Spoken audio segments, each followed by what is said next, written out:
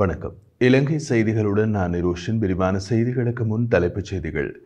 எதிர்வரும் வருடத்தில் இலங்கையின் பொதுத்துறையை டிஜிட்டல் மயமாக்கும் திட்டம் ஆரம்பிக்கப்படும் என இளைஞர் விவகார பிரதியமைச்சர் சுட்டிக்காட்டு. இந்திய விஜயத்தின் போது ஏற்படுத்திக் கொள்ளப்பட்ட இணக்கப்பாடுகள் தொடர்பில் தெளிவுபடுத்த வேண்டும் என ஐக்கிய மக்கள் சக்தி தெரிவிப்பு. ஜனாதிபதி நிதியத்திலிருந்து அரசியல்வாதிகள் பணம் பெற்றுள்ள நிலையில் அவ்வாறு வழங்கப்பட்ட நிதியை மீள வழங்க முடியுமா என்று பலர் கேள்வி. வடக்கு கிழக்கு தமிழ் மக்களுக்கு வழங்கப்பட்ட வாக்குறுதிகள் அனைத்தும் காற்றில் பறக்கிறது என முன்னாள் பாராளுமன்ற உறுப்பினர் கோவிந்தன் கருணாகரம் தெரிவிப்பு. தொடர்வது விரிவான செய்திகள். ஜனாதிபதி செயலகம், முப்படையினர் மற்றும் போலீசார் இணைந்து ஏற்பாடு செய்துள்ள வருடாந்த நத்தார் சிறப்பு கரோல் கச்சேரி தொழிலாளர் அமைச்சரும் பொருளாதார அபிவிருத்தி பிரதி அமைச்சருமான பேராசிரியர் அனில் ஜெயந்த பெர்னாண்டோ தலைமையில் ஆரம்பமானது.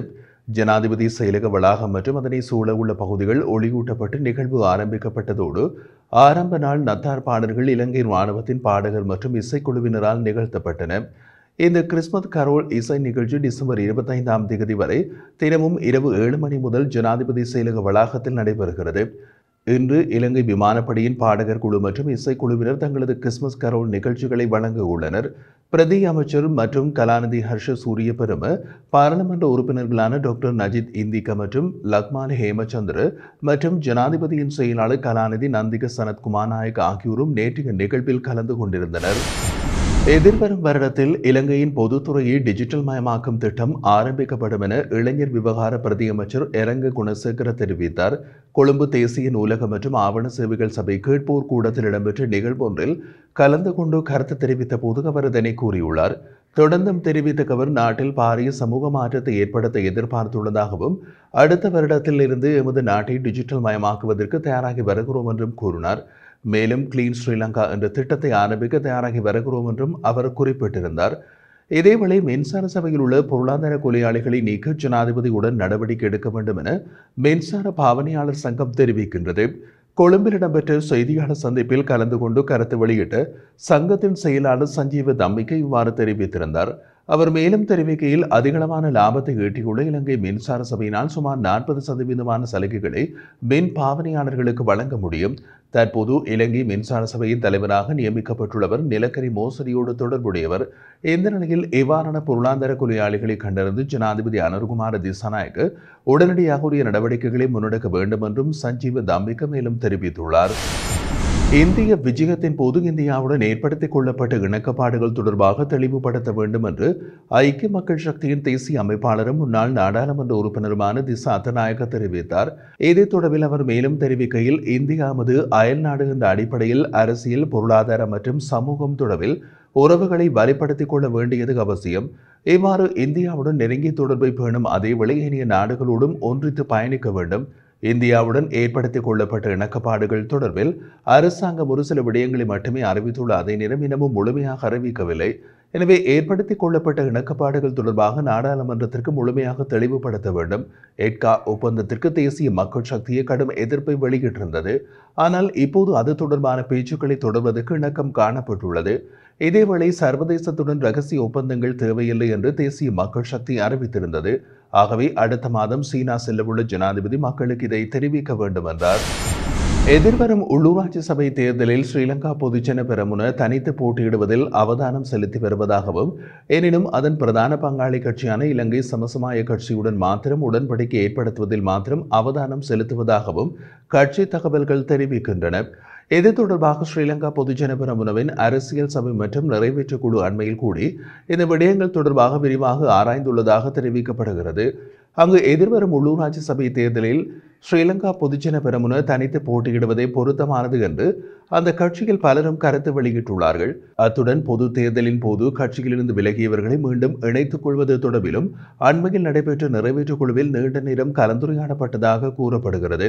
இதன்போது 2 கருத்துக்கள் முன்வைக்கப்பட்ட போதிலும் மீண்டும் அவர்களை தொடர்பு கொள்வது பொருத்தமானது என்று பலர் சுட்டிக்காட்டியுள்ளனர். ஆனால் மற்றொரு குழு இதற்கு நேர்மாறான கருத்துக்களை தெரிவித்துள்ளதாகவும் அரசியல் வட்டார செய்திகள் தெரிவிக்கின்றன. இதேவேளை உள்ளூராட்சி சபை தேர்தலில் ஜானி சின்னத்தின் கீழ் எதிர்கொள்வதற்கு ஐக்கிய தேசிய கட்சி திட்டமிட்டுள்ளது. இந்த நிலையில் ஐக்கிய தேசிய கட்சியை மறுசீரமைப்பதற்குரிய ஆரம்ப கட்ட செயற்பாடுகள் எதிர்வரும் ஜனவரி மாதம் ஆரம்பமாக உள்ளதாக கொழும்பு ஊடகம் ஒன்று செய்தி வெளியிட்டுள்ளது. ஜனாதிபதி நிதியத்திலிருந்து அரசியல்வாதிகள் பணம் பெறுவது அண்மையில் வெளியாகியுள்ள நிலையில் அவ்வாறு வழங்கப்பட்ட நிதியை மீள வழங்க முடியுமா என்று பலர் கேள்வி எழுப்பியுள்ளனர். இலங்கை பாராளுமன்றத்தின் 1978ஆம் ஆண்டு சட்ட எண் 7 மூலம் இணைக்கப்பட்ட ஜனாதிபதி நிதியத்திற்கு ஆரம்ப மூலதனமான 2,37,120 ரூபாய் ஜனாதிபதி JR ஜெயவர்தனவின் காலத்தில் நன்கொடையாக வழங்கப்பட்டது. ஜனாதிபதி நிதியத்தின் உத்தியோகபூர்வ இணையதளத்தின்படி பிரதான வருமான ஆதாரமாக அபிவிருத்தி லொத்தர் சபை மற்றும் பொது நன்கொடைகள் கணக்காய்வாளர் நாயகத்தால் வருடாந்தம் தணிக்கை செய்யப்படுகின்றன. அதன் முதன்மை நோக்கங்களில் வறுமை ஒழிப்பு, கல்வி மற்றும் மத முன்னேற்றம், தேசிய சேவையை அங்கீகரிப்பது மற்றும் ஜனாதிபதி மற்றும் வாரியத்தால் பொருத்தமானதாக கருதப்படும் பிற பொது நன்மைகள் ஆகியவை அடங்கும். மேலும் இந்த நிதியானது மருத்துவ உதவி, வறுமை ஒழிப்பு திட்டங்கள், மாணவர்களுக்கான உதவித்தொகை மற்றும் மத மற்றும் கலாச்சார முயற்சிகளுக்கான மானியங்கள் போன்ற பல செயற்பாடுகளை மேற்கொள்கின்றது. இந்த நோக்கங்கள் இருந்த போதிலும் நிதிகள் வழங்கப்பட்டவுடன் திரும்ப பெற அல்லது திரும்ப பெறுவதற்கான தெளிவான வழிமுறையை சட்டம் வழங்கவில்லை என்றும் கூறப்படுகிறது.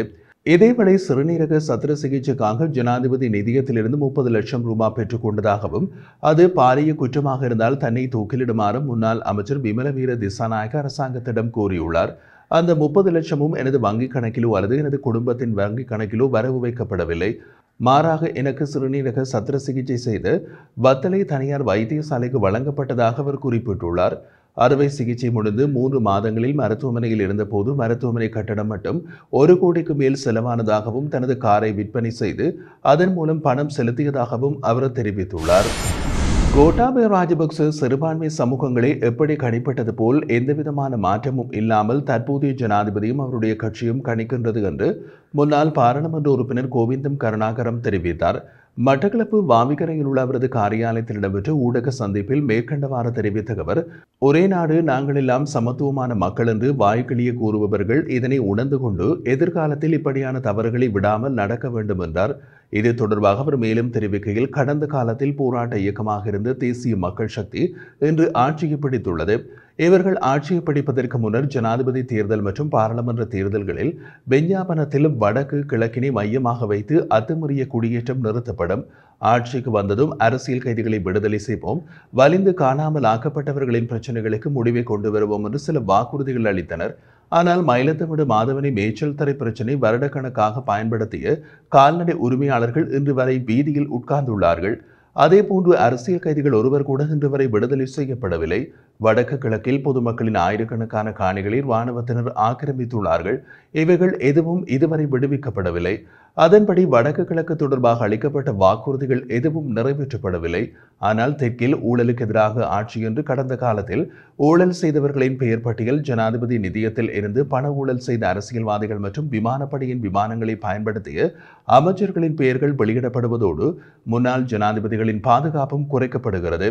அவ்வாறு 2015ஆம் ஆண்டு தொடக்கம் 2020ஆம் ஆண்டு வரை ஜனாதிபதி ஊடக பிரிவில் இருந்து கோடிக்கணக்கான பொருட்கள் மாயமாகியுள்ளதும் கண்டுபிடிக்கப்படுகிறது. இவ்வாறு எதிர்காலத்தில் தாங்கள் அரசியல் ரீதியாக பலமாக இருக்க வேண்டும் என அரசியல் ரீதியாக சில விடயங்கள் நடைபெறுகின்றது. எனவே தெற்கிலே பலமாக இருக்க வேண்டும் என்று நினைப்பவர்கள் கடந்த கால தேர்தல்களில் வடகிழக்கில் கணிசமாக வாக்களித்து வடக்கு கிழக்கு தமிழ் மக்களுக்கு கொடுக்கப்பட்ட வாக்குறுதிகளை காற்றில் பறந்த வண்ணமாக விடுகின்றார்கள் என்று தெரிவித்தார்.